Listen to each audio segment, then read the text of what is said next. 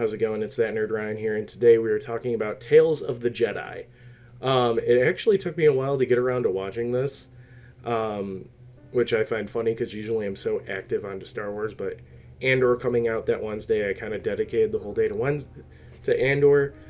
Thursdays, I had a plan, and I also had D&D.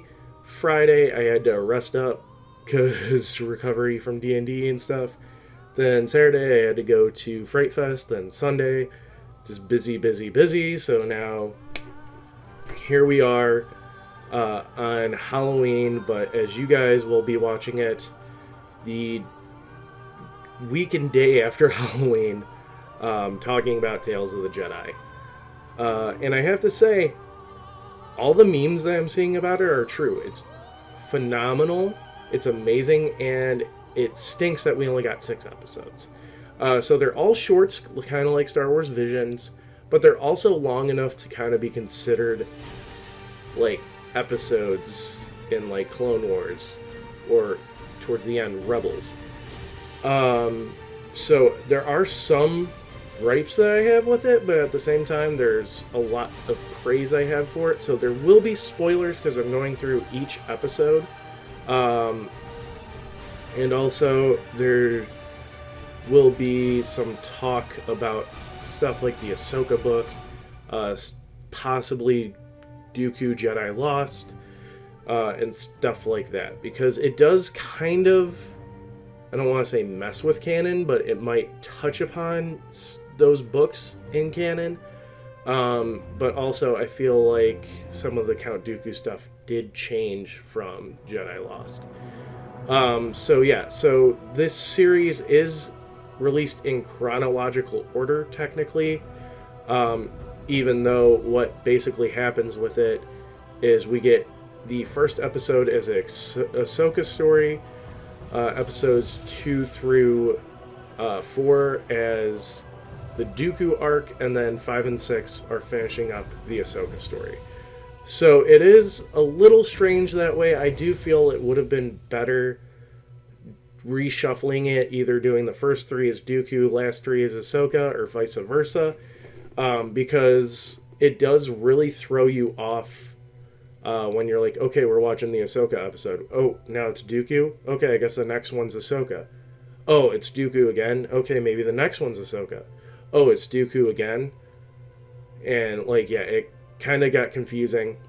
It could have also been shuffled as one each, because the stories are very parallel, I guess you could say. They're not like the same, but they're also not completely different. Shows the journey of these characters from the start of their perspective trajectory to them committing to that trajectory. And then the middle episode kind of shows like what helps them get there. So, I mean, it could have been like dueled like that. But yeah. Anyways, let's get into talking about the show. So the first episode is Ahsoka as a baby. We actually get to see Ahsoka's birth. And then kind of her mother and the tribe leader and everything. The mother goes hunting. And in that, Ahsoka is abducted by a bear-like creature. And while everybody's looking for her, Ahsoka actually at, I think they said 2 or 3 years old, is able to... Oh, no, a year old. Yeah, they said it's been a year. So Ahsoka's able to calm down the bear and basically guide her back home and not attack anybody. And at that, the tribe leader realizes that Ahsoka is a Jedi. And that's how that one ends. So we kind of see where Plo Koon picks her up. Ooh, we don't have to see, but we know where it goes from there. Plo Koon picking her up and the story afterwards. So I am going to skip the Dooku Arc now. We'll talk about that all as one, just so that way it's more cohesive. The next one is Ahsoka training. So this is where it gets a little confusing, but it's an animation style, so it's not that big of a deal. So we get to see Obi-Wan and Anakin at the beginning watching Ahsoka train. And in this, Obi-Wan still has his mullet, though we know from the Clone Wars movie, when Ahsoka and Anakin first meet, Obi-Wan has the short hair. So I was sitting there watching it at the beginning and I go, oh, this must be like the Padawan selection thing that happens in like Dooku Fallen Jedi or Jedi Lost, and stuff like the Master and Apprentice book. We see stuff like that. So I was thinking that's what's going on, and then they said, well, she is your apprentice. I'm like, okay, then why does Obi-Wan have the long hair? It doesn't make sense. So it got confusing for a minute, but then we get to see Anakin's training. And actually, I think this was my favorite episode because of the context clues. So, like, Ahsoka's training dodging stun bolts. And she keeps failing. And there's a line where Rex goes, I'm sorry, Jesse hit you a little too hard on that. And then it dawned on me. These people that she's training with are the people that are going to attack her at the end of Season 7 of Clone Wars. And it's heartbreaking. And remember that I just said that. Because we get several time cuts. When she fails the first time, she blacks out, wakes up, and it's like 2 years later. And the clones are in their Phase 2 armor and the 501st colors. And Rex goes, you dodged that for about 5 minutes straight. That's great. Then she starts training again, and then Rex randomly shoots in as like a you never know what to expect sort of thing. Knocks her out. And then we get her opening her eyes again, and it's the end of Season 7 of Clone Wars. So, and Rex even goes, I hope all that training paid off. Which, I mean, that's literally the first thought was, these are going to be the people that attack her. And, oh, God, it broke my heart seeing that. Then after that, we have the final one, where I think it's supposed to take place during the Ahsoka book. I'm not 100% sure. I felt like it went down a little different in the book. But that book's been retconned multiple times already. To Ahsoka having green blades, to having blue blades, to Maul getting away during a fight, to him just being a distraction, and getting away in that sense.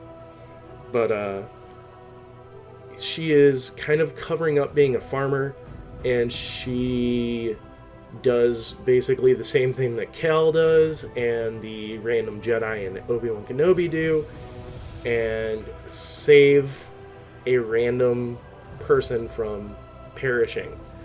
And when she does that, people start to notice. And some people are fine with there being a Jedi there. And then one person calls it in. Ahsoka and some other people go off to sell the hay that they're baling and stuff, and come back, and this village is on fire, and there's an Inquisitor there. So here's my complaint here. While Ahsoka's fighting, the Inquisitor goes, it's you, you're supposed to be dead. As in, this Inquisitor knows who Ahsoka is.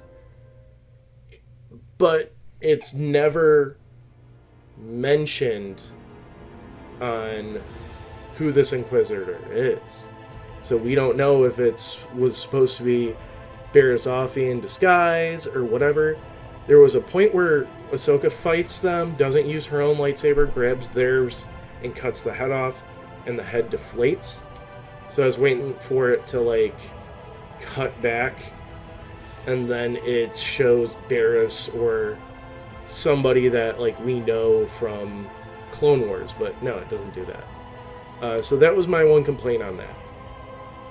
And I think it was supposed to be her getting her white blades at that point, but it doesn't show that either.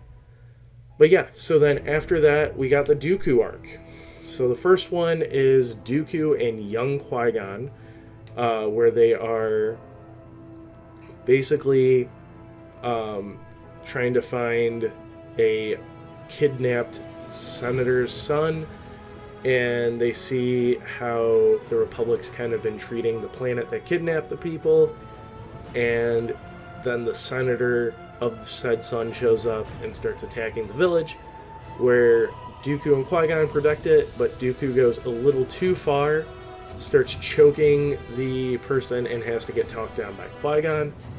That was a nice story. The next one after that is Dooku and Mace Windu go on a mission together, where again kind of the same thing happens, but it's there's a murdered Jedi and they're investigating that.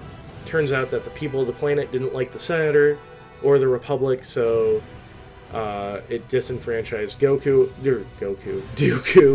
a little more, and then we get the final episode where Qui-Gon died. And it kind of shows that Dooku's actually been working with Sidious since before Episode 1, just not fully until after Qui-Gon died. But yeah, he's working with Sidious, and Yaddle finds out, where we get a fight between Dooku and Yaddle, and then Yaddle ends up dying, thus cementing Dooku as Darth Tyrannus. So Dooku's story was a little bit weaker than Ahsoka's, but it also was nice to see, like, the progress. But this whole series, I'm gonna have to give a 9 out of 10. There was some gripes, but I think the praise outweighed the gripes there. A lot of cool lines, animation, fights, stuff like that. So yeah, I can't complain about that, and a good story. So yeah, I hope you guys enjoyed the video. Be sure to leave a like, comment, subscribe, ring that bell. Follow me on all my social media down below. It's that Nerd Ryan telling you, have an amazing day.